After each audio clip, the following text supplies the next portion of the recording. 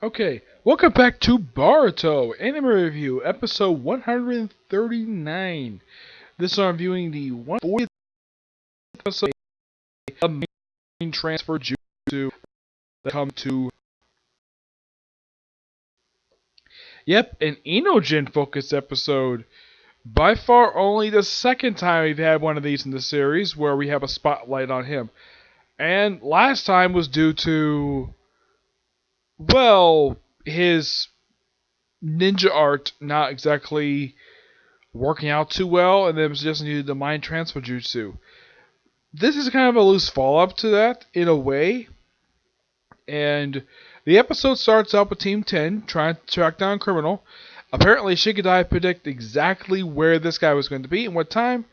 They find him, and of course, they try to go after him, and then they take him hostage. They take a hostage. They go to a building. I'm not sure where the heck this is.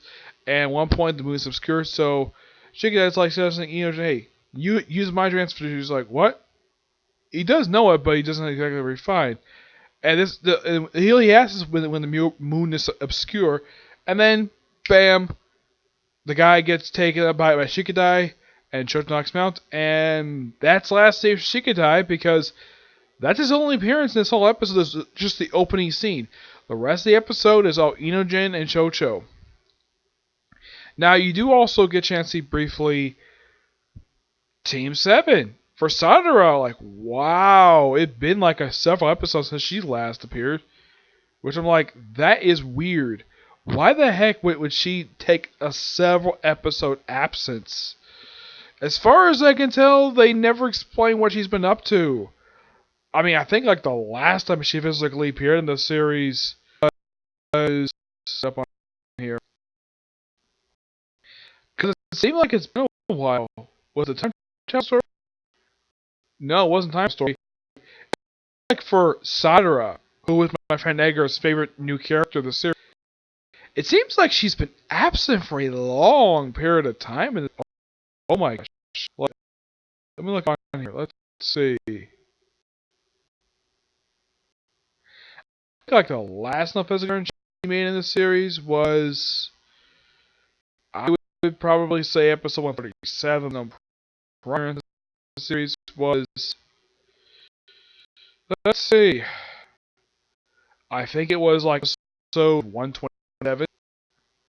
Yeah, this is a proper episode 127 because, well, she's done virtually nothing for quite a while. Mitsuki, of course, did appear in the last episode with Boruto. Boruto, see, in this one, and both times you see Boruto, he's in the Thunderburger. Yep.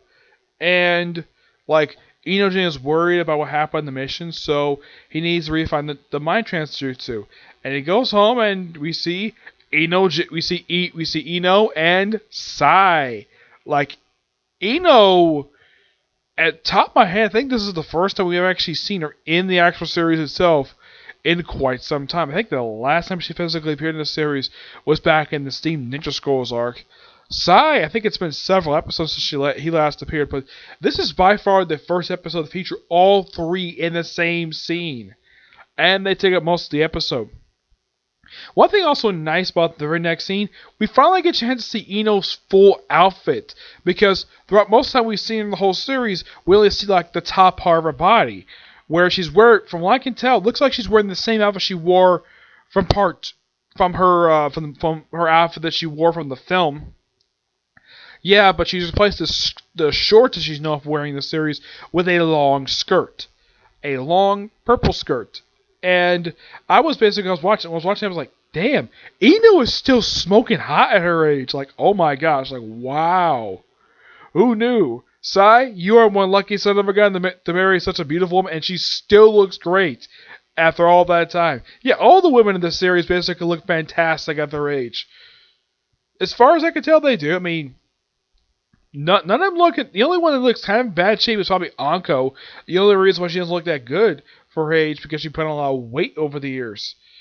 Aside from that, there's no other character who's not in terrible. Everyone else is in pretty good shape. Heck, even Mei, the fifth Tazekage from the Hidden Mist Village. This one makes she look like she has some wrinkles on her face. She still look great for her age. Though Ino's actually younger than she is by about 15 years younger, because Ino I think is supposed to be 32 right now, and looking great. I would say body-wise, she looks almost exactly the same as she did when she appeared in the last. I mean, she still had that round belly thing. She's had that ever since the film itself. And there's actually a reference to a light novel, and of course, an arc from the final season of Naruto Shippuden. I'll get to that. So they're practicing the mind transfer jutsu. They try to use a beaver. Ino tries it out, shows how it works. Perfectly fine. Enojin tries it. Works fine in a small animal, but it's going to have a tough time trying a human. So Ino comes with the ingenious idea. Try to make Cho-Cho stop eating potato chips. So he uses the mind transfer jutsu on Cho-Cho. Works for a little while, for like very briefly, and then he gets pushed out, and then like eventually Sai starts trying to step in and teach a little bit more, help with more refined maybe the ninja art, because apparently you have to have a lot of strong willpower to use the mind transfer jutsu, and then Ino and Sai start fighting. And as far as I can tell, this is the first time I can think of these two have ever fought in the franchise, because the thing is, Ino has hit Sai before once in a filler story. And this is back there, I think it was like season... Was it 7? No, I think it was season 6. When they were hunting down that three-tailed turtle. That was the only time I could think of that she's ever hit him at all. The entire series. Well, that I could think of anyways. Did she hit him in that other story arc that happened in season 21? No, she didn't, surprisingly. She used the jutsu on him, yes. But never actually hit him the whole time. Yep, and they start fighting. Yeah, it looks like they're about to come to blows. And Ino try to use the mind transfer jutsu on Ino. Works for a bit. And he basically repels out because, like, it's almost like saying that you're 10 years too young to take over my mind, boy. Though nobody's ever told Ino that his mom is smoking hot. Nobody's ever mentioned it at all. I mean, Ino, you are lucky to have such a beautiful mom. Yep, so, I know I keep mentioning about Ino basically being hot, but there's no denying that. Like if you watch this episode, you spend a lot of time staring at Ino the whole time because how beautiful she is. And, yeah, that's basically how I think about Ino. Though I'm not going to talk about her breasts. She actually got into an episode. There was an episode in season 20 where she and Sakura actually sort of spat over their chest size. I'm not kidding. They seriously did this. And try to get them fighting. So eventually he takes over his father's mind. And then he just basically gets down on his hands and he starts apologizing. Like, what do you apologize for? It's like, it's everything he did. He gets out. And then tries to get his mom. And somehow it convinces her long enough for Cho-Cho to whisper something into Sai's mind. And then he hugs her. Yes, Sai hugs Ino. And then somehow the mind juice gets released. And then she's embarrassed by it. She starts blushing. I mean, Ino, you just got hugged by your husband. It's perfectly natural he probably wanted to hug his wife, and she's embarrassed by it. And then they make up, and somehow Ino forgot about the conversation he and his mom had in his freaking mind. Then they kind of basically masturbate, so they go home. Oh, while he's in her mind, yeah, there's a reference to the Shikamaru light novel in this episode. Yes, a reference to a light novel, which I was surprised the fact they actually referenced a light novel in this episode. Yeah, they referenced the Shikamaru one. When he's in the land of silence, and Ino had to briefly take over Sai's mind to free him. Which, I'm shocked the fact he actually knew that. Because I would have thought, though, that little factoid might have been kept secret between the two of them. He may have overheard it someplace. But I'm like, when in the world did he learn about the events of the Shikamaru light novel and that was the second arc, that was the second light novel arc they had for season 21. It was the second one overall they adapted. And it was the one actually. Fun fact: when I caught up to Shippuden just before the series ended, that arc was basically when the arc aired its final episode. That is when I caught up with the series a couple years ago with that very story arc. When the most recent episode aired was actually the last episode of the arc before I got into the Hidden Leaf story arc. Yeah, quite surprising, especially as the arc is really good. The only problem I have with the arc is the fact that Naruto got so much trimmed down the arc. Like, in a light novel, Naruto appears a heck of a lot more than the one scene he appears in the actual show itself, where he's just briefly seen interact with Shikamaru. That's the last scene of Naruto. In a light novel, he appears a heck of a lot more. Excuse me. And speaking of Naruto, yeah, he's absent from this episode. Yeah, the only characters you get the whole episode is just the entirety of Team 10, Shikadai, Inojin, and Chocho, along with Boruto, Sadara, Mitsuke, Ino, and Sai. That's it. That's all you get for this episode. Basically, Team 10, Team 7, and 2 members of the previous generation. That's all the characters you get the whole episode. So I'm like, that's kind of weird. Also, the episode ends basically with, even though it says she has to try it out, it's like, nah. And then, right after he got her burger, because he said he would treat it to it, so he does, under the table, he does a mind transfer jutsu, non-verbally, and then takes over her mind to prevent her from eating french fries. Okay. Fine. Whatever.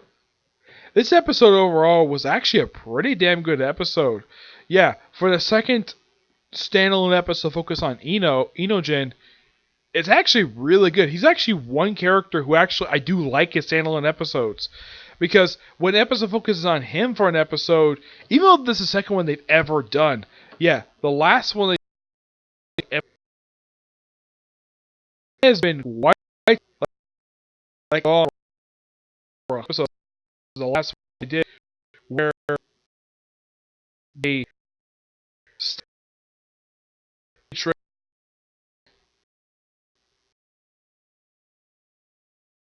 yeah, because Mike is probably not a character behind the series.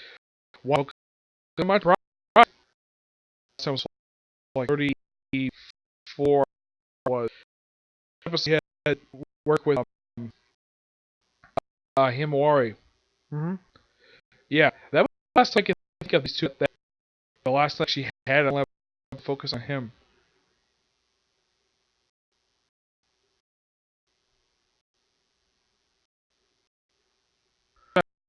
Episode itself. Let's see.